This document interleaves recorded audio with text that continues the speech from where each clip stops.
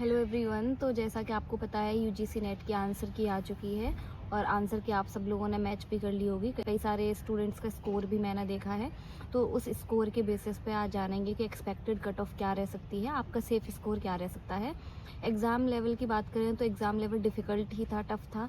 Tough नहीं कहेंगे, खैर उसको एब्सर्ड पेपर कहेंगे, एक तरीके का बकवास ही पेपर था, क्योंकि इतने ज़्यादा फैक्ट्स पूछे गए, कई सारे 15 क्वेश्चंस लगभग तो आउट ऑफ सिलेबस भी थे और ऐसी चीज़ें पूछी गई जो कि एब्सोल्युटली नहीं पता होती हैं और पता होनी भी नहीं चाहिए। डेट्स तक पूछी गई थी। तो पूरा उस चीज़ को अगर एनालाइज़ करके अगर हम देखें कि क्या कट ऑफ रह सकती है, तो डेफ़िनेटली पिछली बार से तो बहुत ज़्यादा इस बार कट ऑफ नीचे डाउन जाएगी, कम रहेगी। बाकी पूरा मैंने कई सारे चैनल्स का भी एनालिसिस देखा है पेपर का, एग्ज़ाम का, और मैंने पेपर खुद भी देखा है। तो उसके बेसिस पे अगर पिछली बार से भी कंपेयर करें तो पिछली बार पेपर फिर भी ठीक था, फैक्ट बेस्ड था पेपर, लेकिन डुएबल था। इस बार तो डुएबल नहीं था, क्योंकि बहुत सारी चीज़ें बाहर से पूछी गई और एब्सर्ड पूछी गई। तो बिना किसी देरी के जान लेते हैं कि आपका सेफ़ स्कोर किससे मान सकते हैं, क्या आपका सेफ़ स्कोर रह सकता है। तो फॉर जनरल कैटेगरी अगर हम बात करें, अनरिजर्व्ड कैटेगरी, तो जेआरएफ की आपकी 1 से 12 से 115 के बीच रह सकती है। और वहीं पे नेट की बात करें तो नेट की 102 से आपकी 105 के बीच रह सकती है। और अगर हम ओबीसी कैटेगरी की बात करें तो जेआरएफ अपना 1 से 8 से और 1 से 10 के बीच में अगर आपका स्कोर है तो आप अपने आप को सेफ़ मान सकते हैं।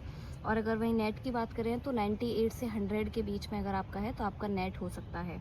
ईडब्ल्यूएस का भी लगभग सेम ही रहता है जो ओबीसी का रहता है, तो उसका भी जेआरएफ के लिए 108 से 110 और नेट के लिए 98 से 100 के बीच में।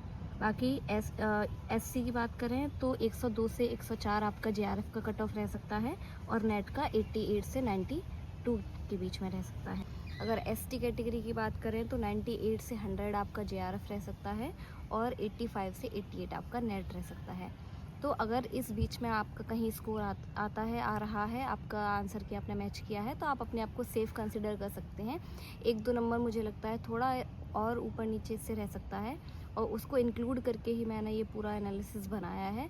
तो अगर इसके बीच में आपका स्कोर है तो आप एकदम एज पे हैं, आपका हो सकता है जेआरएफ हो सकता है, आपका नेट हो सकता है, जिस तरीके से भी आपका स्कोर आ रहा है। बाकी आई विश कि इससे भी और आपका नीचे कट ऑफ चले जाए, ताकि और ज़्यादा स्टूडेंट्स का हो जाए, क्योंकि जिस तरीके का पेपर था पता नहीं उसके लिए हम किस तरीके से तैयारी कर सकते हैं।